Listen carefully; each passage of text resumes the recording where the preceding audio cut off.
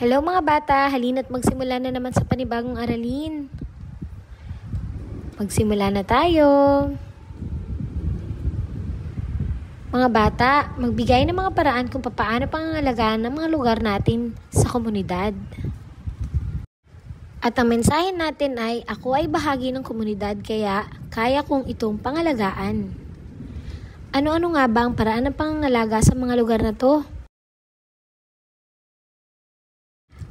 Una, paraan ng pangangalaga sa parke. Huwag pitasin ang mga halaman, panatilian ng kalinisan at ingatan ang mga upuan.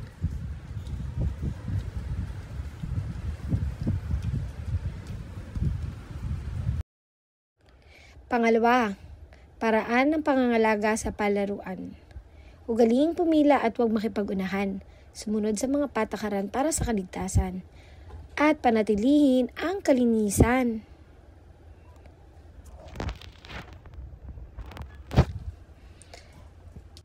Paraan ng pangangalaga sa ospital. Una, huwag mag-alat. Pangalawa, mag-mask upang maging ligtas ang hangin sa ospital. Pangatlo, sumunod sa mga alituntunin sa ospital. At pang-apat, pag-iwahiwalayin ng mga basura. Ulitin natin, magbigay ng mga halimbawa ng paraan upang mapangalagaan ang mga lugar na to. Oras na para sa gawain. Isulat ang letrang T kung tama at M kung mali ang mga gawain. Ngayon, oras na para sa pagkilala ng letra. Ating balikan ang tunog ng bawat letrang to. Mga bata, ating balikan ang tunog ng letrang N ay N. N. Oras na para basahin mo ang mga pantig na to. Kayang-kaya mo yan.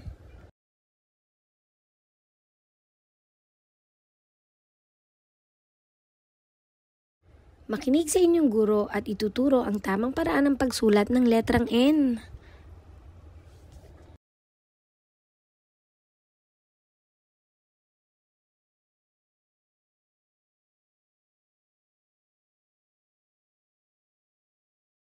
At narito naman ang inyong Friday activity. Ngayon, para sa oras naman ng gawain, bakatin ang malaki at maliit na titik N. Balikan natin mga bata, ngayong linggong ito pinag-aralan natin ang bilang siyam. Siyam. O sa Ingles, 9. 9. Hanapin natin ang mas maliit sa magkatapat na bilang.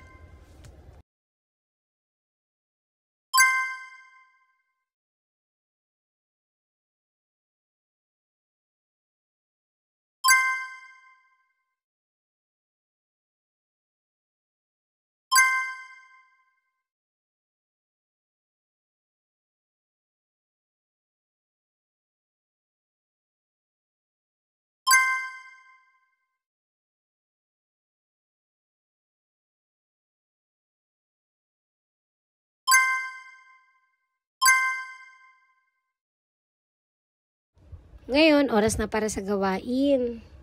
Sa inyong yellow notebook, isulat ang bilang siyam. At narito naman ang inyong Friday activity.